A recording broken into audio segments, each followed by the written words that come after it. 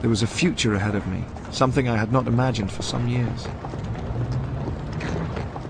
As the men came back and explained what they'd been through, people couldn't grasp it.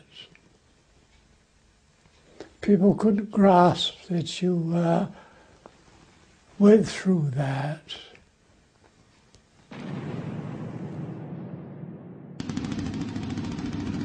I came out of the army, and the more I thought about it, the more it came. Why should two civilizations go out and shoot one another? It's nothing but murder. If there was any God at all, why didn't he cut the Kaiser down, and why didn't they cut Hitler down? Not sacrifice all those lives.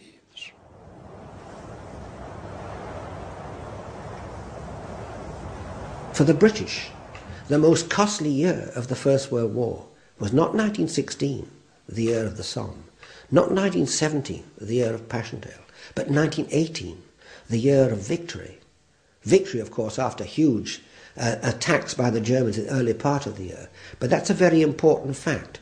In 1918, the year when the First World War was won, we lost more men than the whole of the Second World War.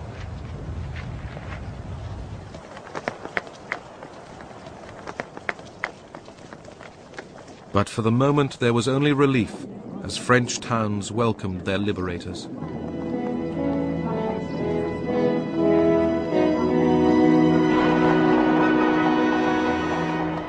Belgium, which had been the target of Germany's first great act of aggression in 1914, rejoiced in freedom.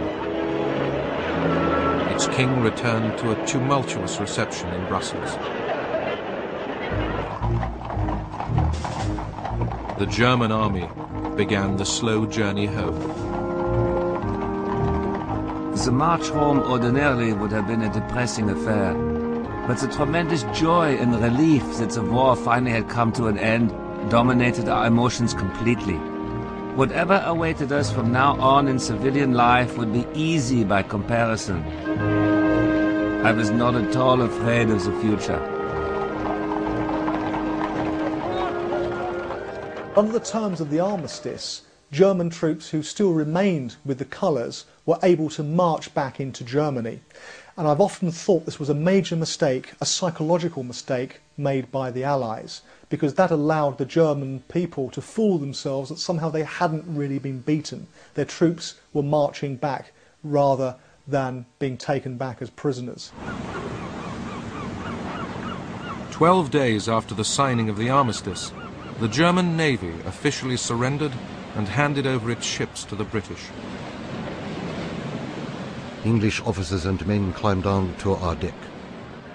Our hearts nearly ceased to beat, and we bit our lips in defiance of our shame. No, not shame, for we thought with pride of all our victories and heroic deeds. When the English flag was hoisted, we turned our back on it and looked towards our own land. Germany's high seas fleet sailed to the British base at Scapa Flow to put itself under Allied control. 9 months later, in a final act of defiance, German sailors would sink their own ships, one tiny light in the gloom for Germany's defeated commander. The history of the German people is concluded for the moment by the peace. The future lies dark before us, the only bright spark being the actions of the men at Scapa Flow. All delusions have vanished. We look into nothingness. We saw the ships at Scapa Flow. Some was still showing their funnel and part of the upper deck. You know, there's down on the ground solid. We couldn't believe it.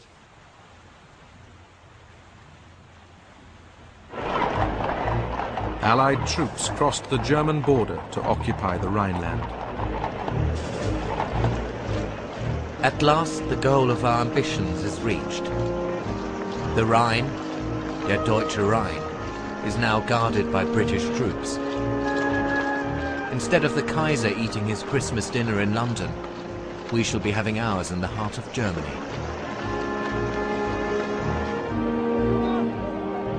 In January 1919, delegates from Europe's exhausted nations arrived in Paris for the Peace Conference.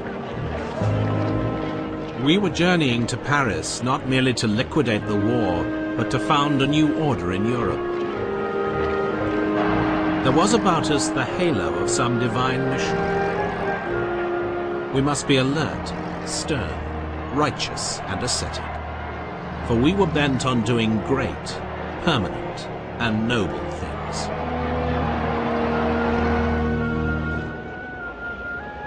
The British and French Prime Ministers, David Lloyd George and George Clemenceau, and America's President Wilson would decide Europe's future.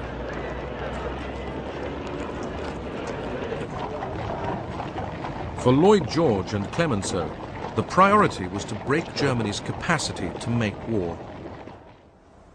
They insisted that Germany must surrender all aircraft, all tanks and submarines, keep its army under 100,000 men, surrender all its colonies, and pay financial compensation.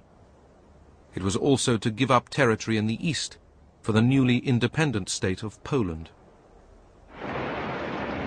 For some delegates who'd set out for Paris with high hopes, the terms were too harsh. If I were the Germans, I shouldn't sign for a moment. You see, it gives them no hope whatsoever, either now or in the future. But the winners had the power, as Lloyd George told the House of Commons. The terms are in many respects terrible terms to impose upon a country. Terrible were the deeds which it requites. On June the 28th, the peace treaty was signed in the Hall of Mirrors of the Palace of Versailles. Suddenly, from outside comes the crash of guns thundering a salute. It announces to Paris that the Second Treaty of Versailles has been signed. The conquering nations held their victory parades, and life could begin to return to normal.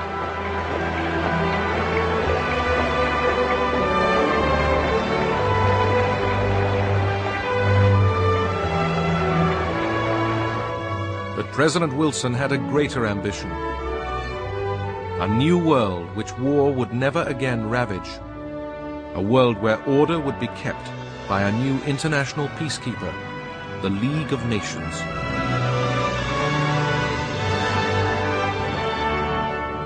The League came into being on the 24th of April 1919. When he first proposed it, Wilson had said, "It is a definite guarantee of peace. It is a definite guarantee by word against aggression. It is a definite guarantee against the things which have just come near bringing the whole structure of civilization into ruin." But as America retreated into isolationism and Europe's nations began to tear themselves apart from within, Wilson's hopes would turn to dust.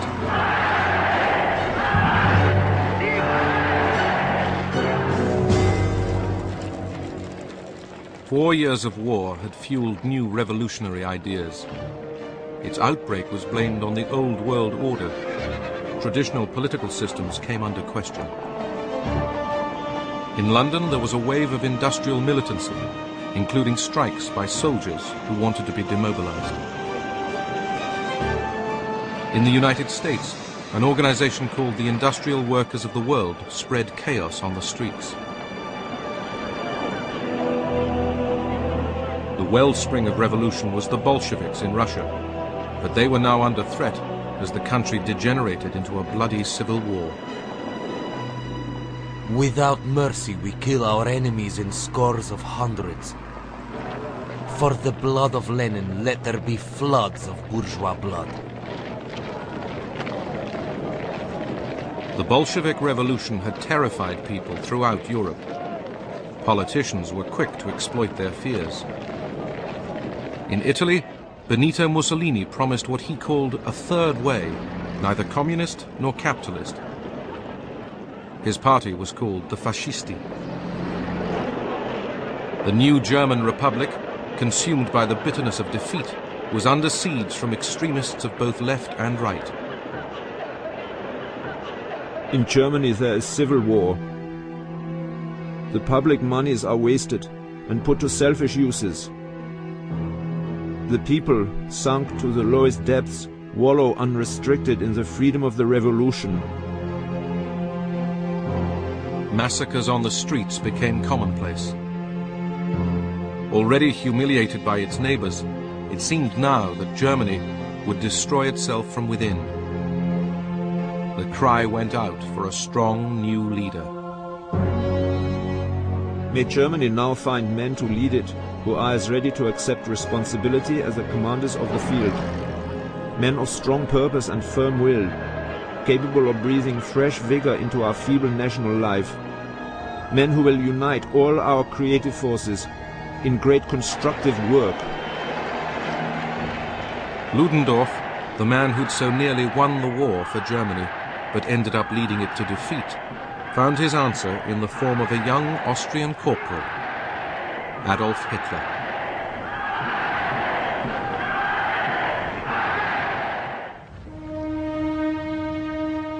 World War I was supposed to be the war to end all wars. Instead, it was the first act in a European cataclysm that would flare up again in just 2 decades. They shall grow not old as we that are left grow old. Age shall not weary them, nor the years condemn. At the going down of the sun, and in the morning, we will remember them. We will have endured, and we will have suffered, and so many men will have been slaughtered, and their names are now at the Menin Gate, tens of thousands who have no known graves. And I very often wonder whether the sacrifices that we made are worthwhile. That is, have the years condemned us? Because there is still war, and still talk of war.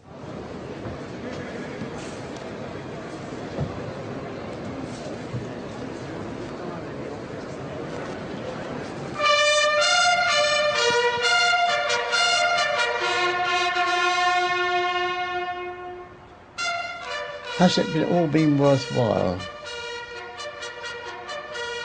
Yes, I think it would have been worthwhile, because I think that the consciousness of Europe anyway, and most of the world, has been aroused to the futility of war.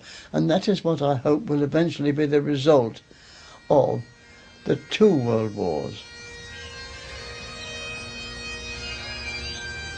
The First World War was certainly tragic, but it wasn't futile. In the First World War, the Allies achieved a great negative victory.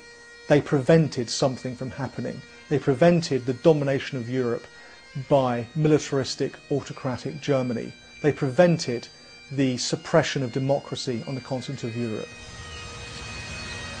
The 11th hour of the 11th day of the 11th month has never and will never be forgotten. As distance fades the sharpness of memory, the final voices belong to the moment itself. This horrid, ghastly thing that we have lived with for 4 long years.